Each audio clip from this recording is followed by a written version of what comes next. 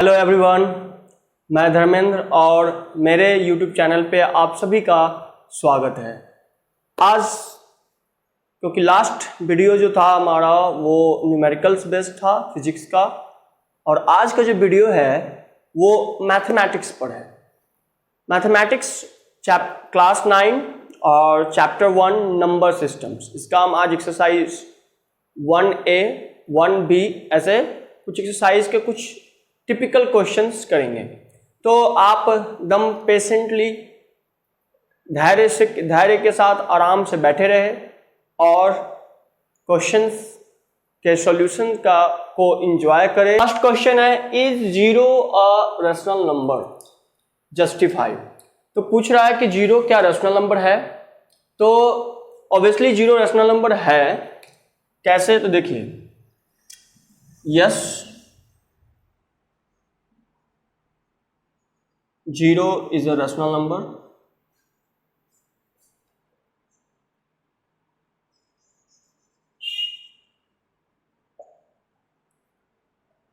और ये क्यों है? क्योंकि इसको ऐसे हम लोग लिख सकते हैं, किसी भी नंबर के नीचे कुछ नहीं होता है तो 1 होता है। ये हम लोग बहुत दिनों से जानते हैं। तो 0/1 दैट मीन्स ये किसको शो करता है? ये शो करता है P/Q के फॉर्म को, जो रैशनल नंबर का फॉर्म है। तो इसीलिए जीरो क्या है? एक रैशनल नंबर है।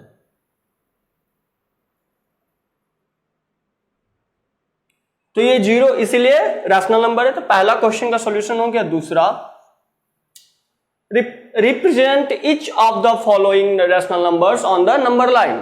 तो नंबर लाइन पे सबको शो करना है। तो ये फर्स्ट टाइप है। इससे पहले भी मेरा एक यूट्यूब पे वीडियो है जिसमें हम ये शो करना सिखाए थे, तो वो बहुत छोटे से लेवल का था। अब इसमें हम लोग बात करेंगे कि कैसे इस क्वेश्चन को सॉल्व करेंगे। तो सबसे पहला ये देखिए, ये सभी अलग अलग टाइप्स हैं। देखिए, ये पहला टाइप है। इसमें क्या है कि आप देख पा रहे हैं कि ये एक प्रॉपर फ्रैक्शन है, ये एक इम्प्रॉपर फ्रैक्शन है, और ये माइनस वाला फ्रैक्शन है, और ये डेसिमल में है, ये माइनस में डेसिमल में है। तो इसकी बात करते हैं। सबसे पहले देखिए, सिंपल है। ये प्रॉपर फ्रैक्शन को कैसे करेंगे? प्रॉपर फ्रैक्शन मतलब जिसका न्यूमरेटर छोटा होता है, डिनोमिनेटर बड़ा होता है। तो इस केस में हमको कुछ नहीं करना है, बस सिंपली एक लाइन खींचिए।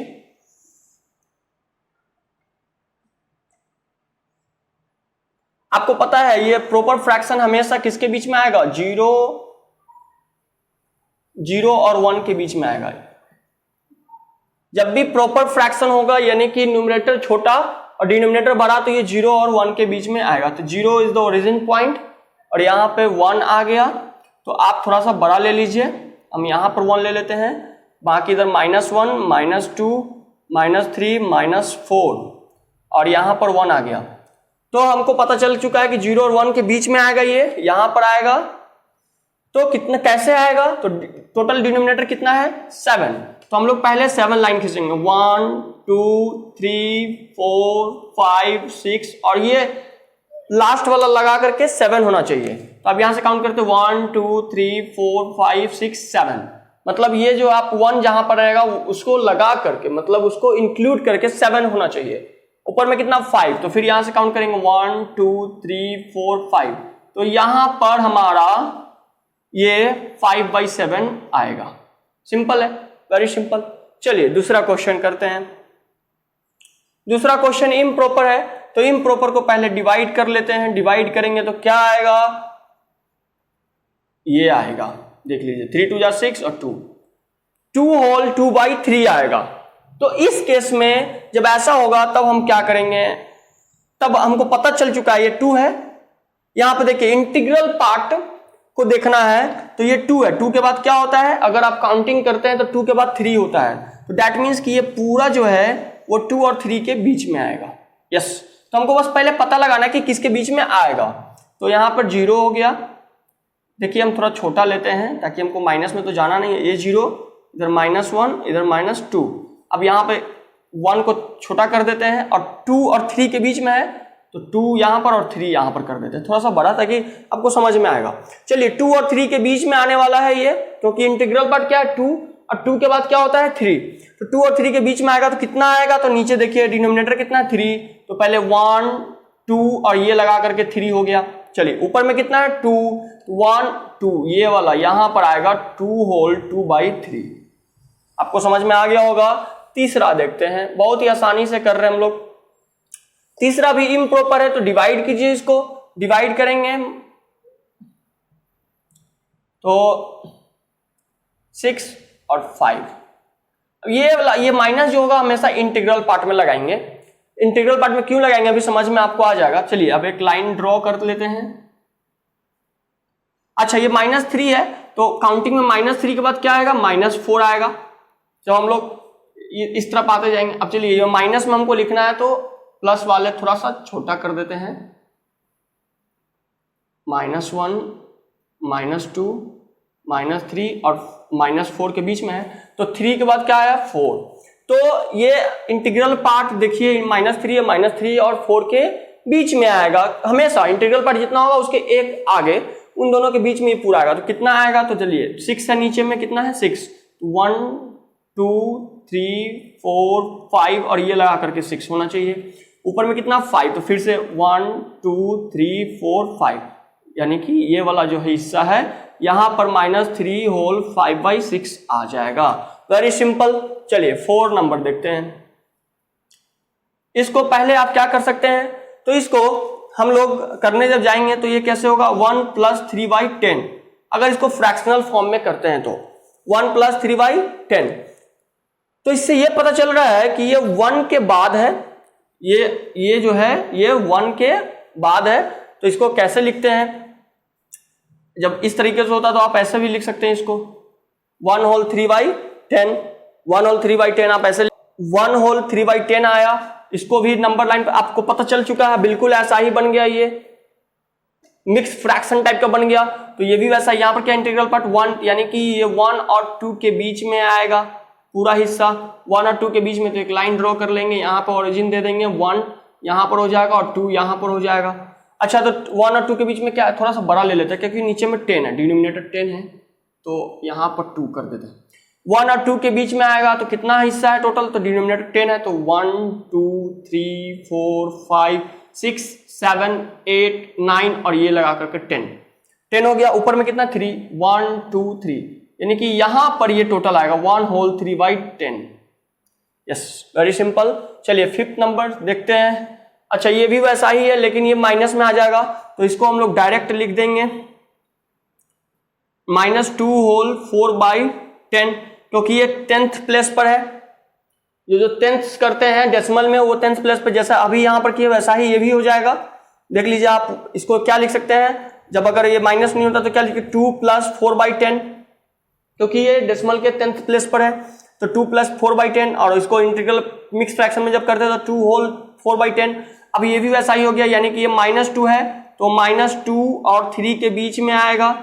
तो चलिए यहां पर एक लाइन ड्रॉ कर लेते हैं और सिंपल, क्योंकि यहां पर दिया हुआ -2, तो -2 यहां पर हम माइनस वाले सेक्शन में ज्यादा लेंगे, -1 -2 और यहां पर -3 कर दीजिए आप, वेरी सिंपल। यहां पर 1 और 2 कर दीजिए। इस जो सेक्शन हो उस सेक्शन को थोड़ा बड़ा कर देंगे। नीचे कितना है टोटल 10 है, 1 2 3 4 5 6 7 8 9 और ये लगा करके 10। चलिए ऊपर में कितना 4, 1 2 3 4, यानी कि ये वाला हिस्सा जो है यहां पर हम लोग इसको शो करेंगे -2 होल 4/10। तो ये आपका क्लियर हो चुका होगा। इस क्वेश्चन में find 5 rational number between 3/5 and 2/3। हम इसमें एक ही तरीका आपको हम बताएंगे क्योंकि वीडियो बहुत लंबा हो जाएगा। अगर आपको और भी मेथड जानना है, इसके 3-4 मेथड्स हैं, अगर आपको जानना है तो आप कमेंट बॉक्स में कमेंट कीजिए, फिर हम उस पर वीडियो बनाएंगे। तो एक मेथड बताएंगे जिससे सबका सारा सॉल्यूशन हो जाएगा, बहुत ही सिंपल भी है। तो चलिए सबसे पहली बात हम आपको बताते हैं क्या है कि 5 बोला है, हमेशा याद रखेंगे कि जितना बोलेगा उसमें 1 यूनिट ज्यादा ले लेंगे, यानी कि ये 6। चलिए तो आप ध्यान दीजिए 3/5 और 2/3। सबसे पहले डिनोमिनेटर की तरफ देखेंगे। डिनोमिनेटर अगर सेम होगा, मान लीजिए कि यहां पर 5 है, यहां पर भी 5 होता, तो डायरेक्ट नीचे 6 और ऊपर भी 6, नीचे 6 ऊपर भी 6 मल्टीप्लाई कर देते तो बीच में हमारा 5 आ जाता। अगर यहाँ पर 5 होता तो दोनों डिनोमिनेटर सेम होता, तब ऐसे कर दे डायरेक्ट। अभी सेम नहीं है तो आई एम सॉरी। तो सेम नहीं तो पहले सेम करेंगे एलसीएम लेकर के। तो दोनों का एलसीएम 5 और 3 का एलसीएम क्या होता है 15, तो हमें 15 बनाना होगा। तो 5 को कितने से मल्टीप्लाई, 3 से, तो ऊपर भी 3 से, इसको 5 से तो ऊपर भी 5 से करना पड़ेगा। तो फाइनली निकल करके आया 9/15 और 10/15। अच्छा, अब ऐसे करने के बाद भी कभी कभी डिफरेंस जो है 5 आ जाता है, मतलब कि 5 रेशनल नंबर इसके बीच में आ जाएगा। जैसे कि मान लीजिए यहाँ पर 9 है और यहाँ पर अगर 15 होता, 14/15 होता, 9/15 या 14/15, तो इसके बीच में जो गैप होता वो 10, 11, 12, 13, 14 ऐसे करके हम कर देते। लेकिन यहाँ पर क्योंकि गैप 1 ही का है, 9 और 10 के बीच में 1 का गैप है, तो अभी हमको 6 से मल्टीप्लाई करना पड़ेगा, ध्यान रखिए। तो हम अभी 6 से मल्टीप्लाई करेंगे, तो 9 6 जा 54/90 और 60/90। अब इसके बीच में देख लीजिए 55/90, 56/90, 56/90, 57/90, 58/90 और 59/90। तो अब देख लीजिए 1 2 3 4 5, तो 5 रेशनल नंबर मिल गए हैं, 3/5 और 2/3। तो इस मेथड से आप सारे क्वेश्चन को सॉल्व कर सकते हैं बहुत ही आसानी से। अब कुछ 2 क्वेश्चन और हमारे पास है, एक ये है और एक ये है, 2 और 3 के बीच में। नॉर्मली ऐसे क्वेश्चंस के बीच में कोई कहेगा कि 2 नंबर्स हैं, ये दोनों रेशनल नंबर, ऑब्वियसली आपको ही पता है कि इसके नीचे कुछ नहीं तो 1, इसके नीचे भी कुछ नहीं तो 1। अगर इसमें बोल देगा कि 5 रेशनल नंबर निकालिए इन दोनों के बीच में, तो आप बिल्कुल वैसा ही करेंगे, 5 में एक एक्स्ट्रा ले लेंगे, जितना बोलेगा उसमें एक एक्स्ट्रा 6।